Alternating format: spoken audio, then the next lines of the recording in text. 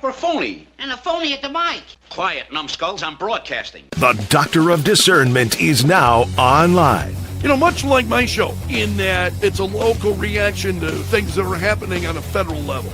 Dispensing a daily dose of common sense. No prescription required. Wow, do I have a boatload of stuff for you, from the crazy to the absurd. Let's start getting into it because, I mean, it is bizarro world out there. And I say, if it's obvious to me, it should be obvious to everybody. Oh, wow. Who could have seen this coming? This is the Fourth Hour with Greg Belfrage. Hold on to your butts. Broadcasting from my basement bunker beneath Keller Radio. Welcome to the Fourth Hour. It is great to have you along again. Let's take a look at what is going on in Minnesota. There's a new report. There's a major state audit in Minnesota that was conducted by the Nonpartisan Office of the Legislative Auditor. Found a number of failures, widespread failures, internal control problems, and massive fraud issues potentially. So according to this report, I'm not going to read through it, just give you a very, very kind of a quick overview.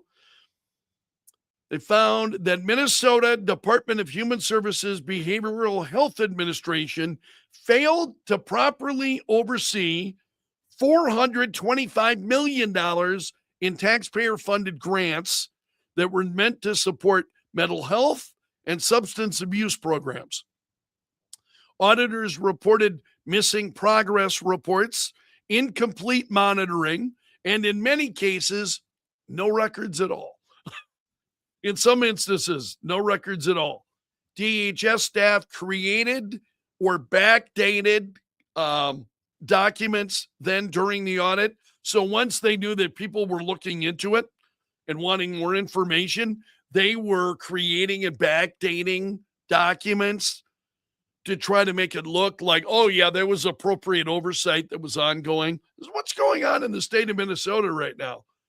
It's and this goes on. The audit highlighted unusual conduct, such as a grant manager. Now get a load of this because this is pretty crazy.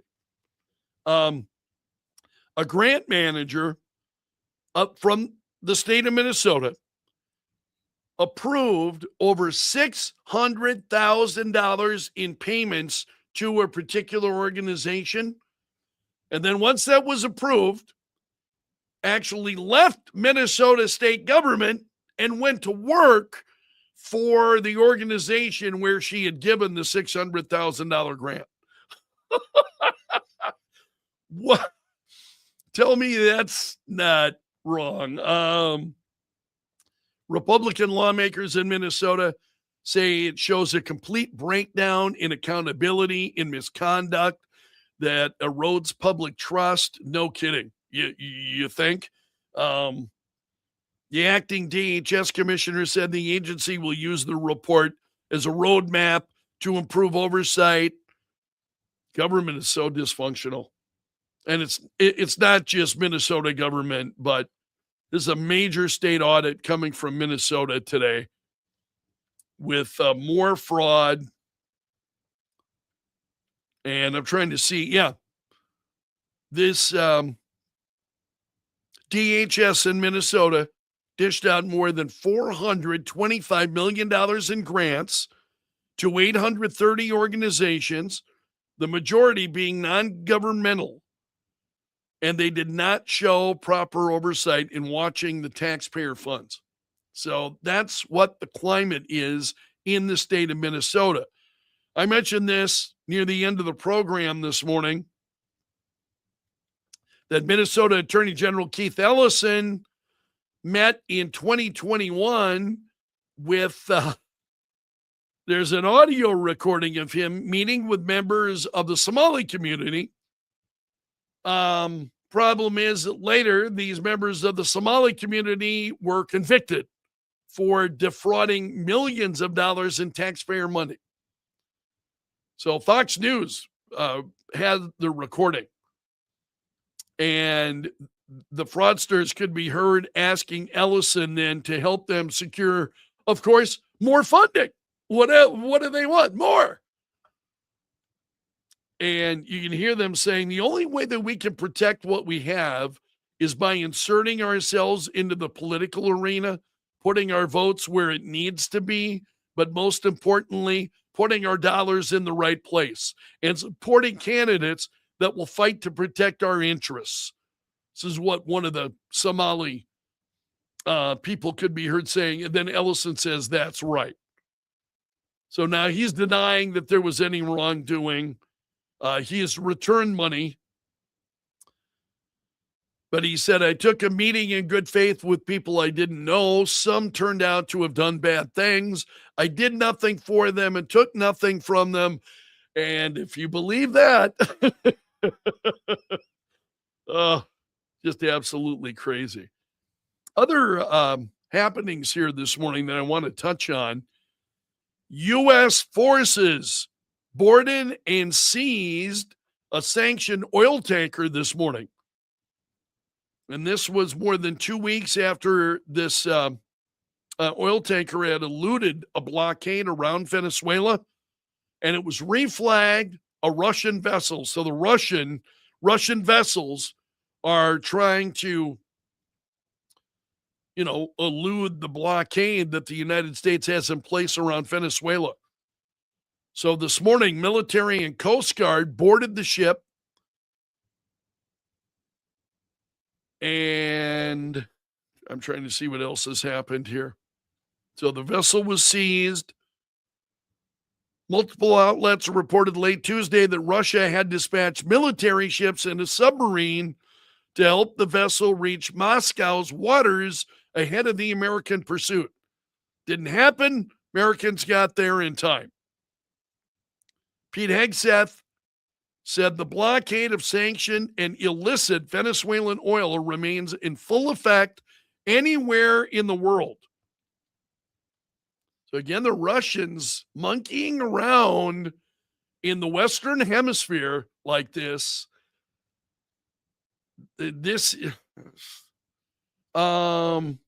Yeah, I think that's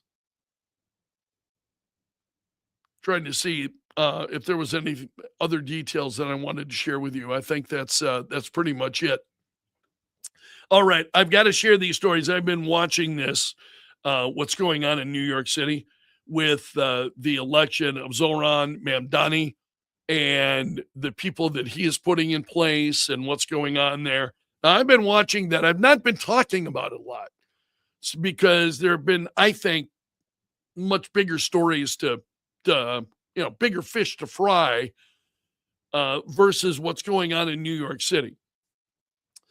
But it's going to be, there's a phrase I want to use and I can't say it, but it's going to be a show. I mean, it really is.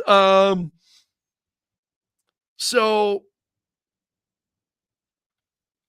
there's a woman that Zoran Mamdani put in place, Sia Weaver,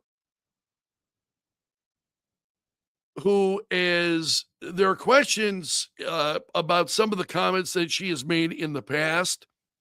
So much so that Kirsten Fleming at the New York Post has got a piece saying that she needs to be evicted from the job after showing her hateful true colors. I want to give you a little bit of background before I dive into this latest story, because she is the radical left tenant advocate that is in play, and she's been calling for seizing private property. So in 2018, she called for, she's a socialist. She's an outright socialist.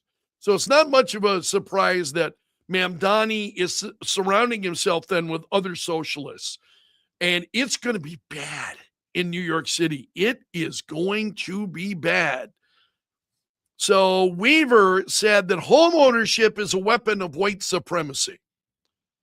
There's a video from 2021 that's making the rounds She says property should be transitioned toward a model of shared equity. So in other words, you own property. Oh, that doesn't belong to you. That belongs to the community. Is that offensive to you? Because that bothers the hell out of me.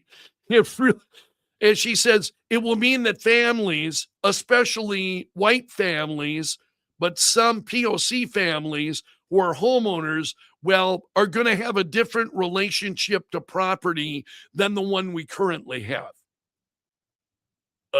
What? Just absolutely incredible.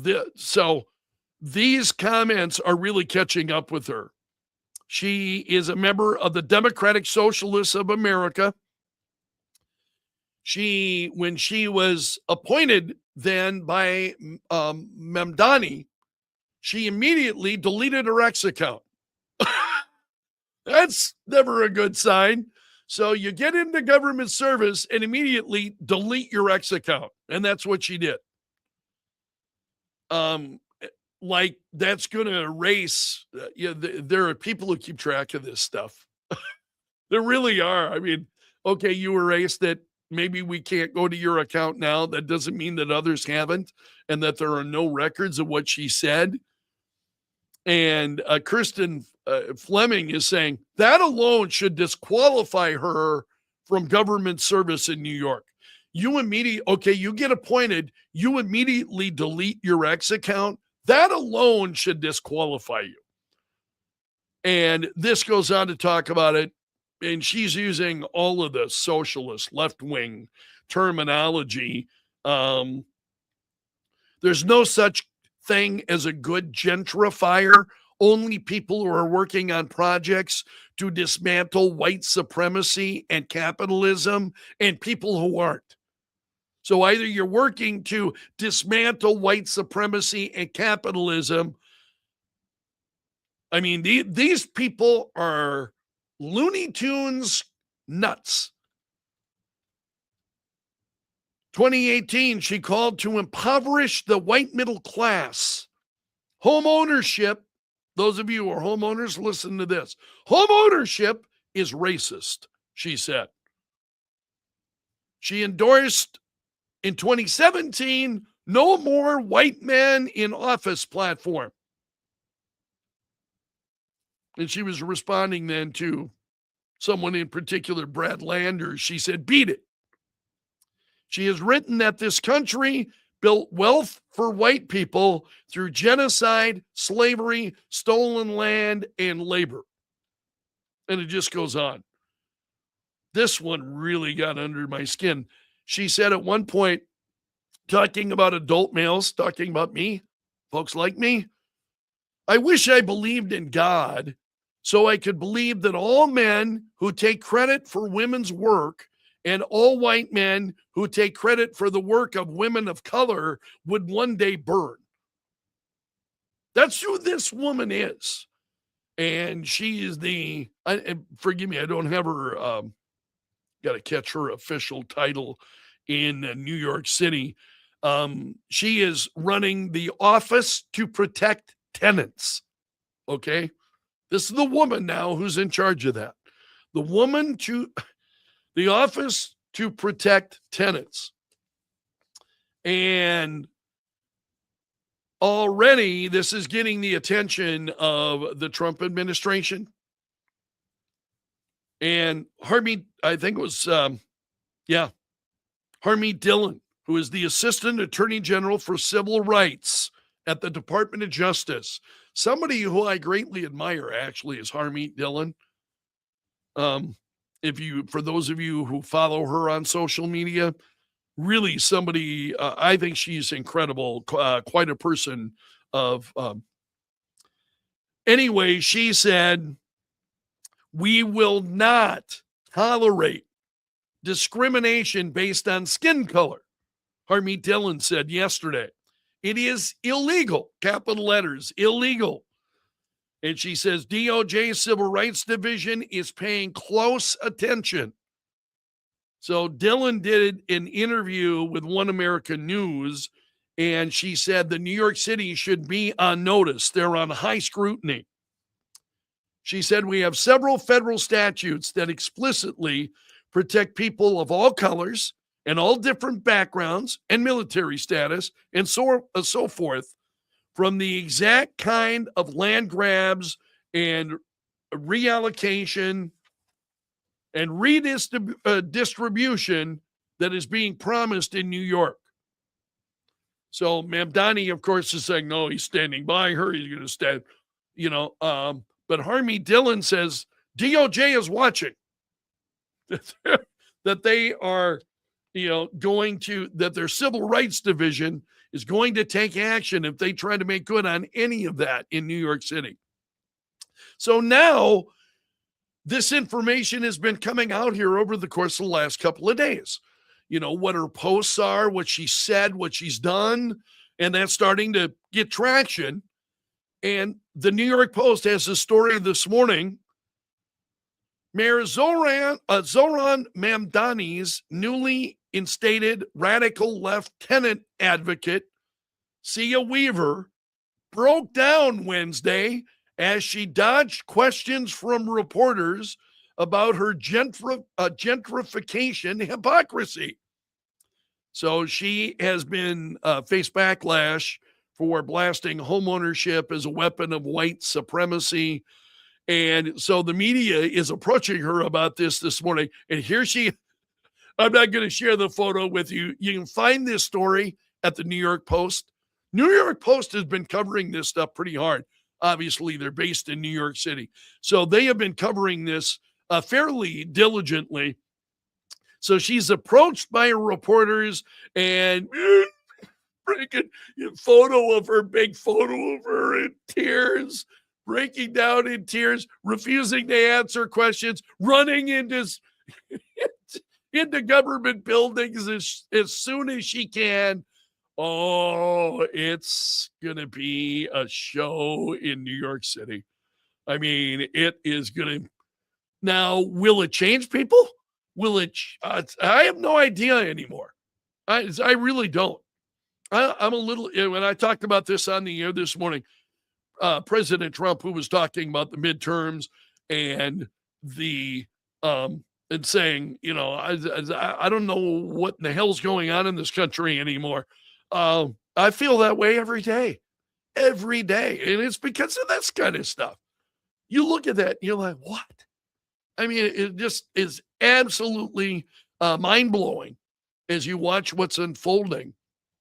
And that is what a lot of these folks, they would love to see that installed all throughout the country. I mean, that's the path that the left is on in this country. These socialists, they don't even try to hide themselves anymore. Zoran Mamdani, I mean, he's very honest and open about who he was, and he won election anyway. I mean, that is mind-blowing to me. You think, no, there's no way that's going to happen, right? There's no way that can happen, that he would actually win. No. And then you see who he is surrounding himself with. There are going to be tough days ahead for New York City. I mean, if those are the kind of people that are being installed in positions of authority in New York City, as bad as it is, will only get worse. I mean, it's New York State. It's New York City. And for the life of me, so much of this, I just don't understand. What is it that, I've wondered, is it something in the water? What is it that just absolutely turns these people upside down, crazy, off the wall, Looney Tune nuts? Just amazing to me. All right, my friend, I'm going to leave it there for today. I'm going to remind you, no Greg Belfrage show next week. And we'll see as to whether or not I'm able to do some of the fourth hour. If I'm feeling up to it, if I'm expecting a little bit of eye pain. I talked about it at length yesterday, so I won't revisit that today. But I'll be out. I'm having procedure done on my eye next week, and then I've got to go in for subsequent appointments next week to get my vision in my left eye squared away. But if I'm feeling up to it, I will totally do the fourth hour from home. So I'll be set up for that and ready if my vision is allowing me to be able to read and see what's going on. And so I hope you'll be around at least for that, because I hate not doing the 4th hour. I really do. One of the things about social media in particular is you need to be a constant presence. People need to be able to count on you.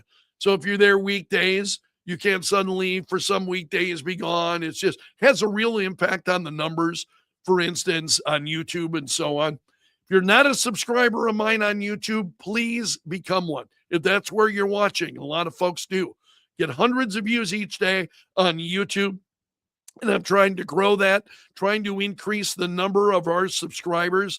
If you're someone who believes in truth and justice and the American way, and you appreciate what we're doing, please subscribe. Please become a subscriber on YouTube. It makes a real big difference. Then you wind up bringing more people into what we're doing. So you hitting the subscribe button or you hitting the like button, it really makes a difference. And I want to thank those of you who are doing it, because I'm seeing it on my Facebook page that more people are hitting the like button. There's a certain level of crazies on my Facebook page. I just let them go. I don't respond to them. I just let them go. But YouTube, same thing. Hitting that like button, sharing, all of that makes an incredible difference. And I appreciate it. Anytime you do that, I really, really appreciate it. So you have made it to the end of the video today. We'll leave it there for now. You are part of my gallery of champions. Special salute to the Bunker Brigade, the folks that are here each and every day. They're commenting on YouTube. They're sharing. They're hitting the like button. That's the Bunker Brigade. And on the air, we call them, this is ratings, radio ratings jargon, is your P1 listener, primary. It's your primary one listener. They love your show. They love what you do. And that's the Bunker Brigade. They're terrific, terrific, very supportive folks. Appreciate all of you. So I will see you again tomorrow. Let's leave it there until now. Until then, I'm underground and gone.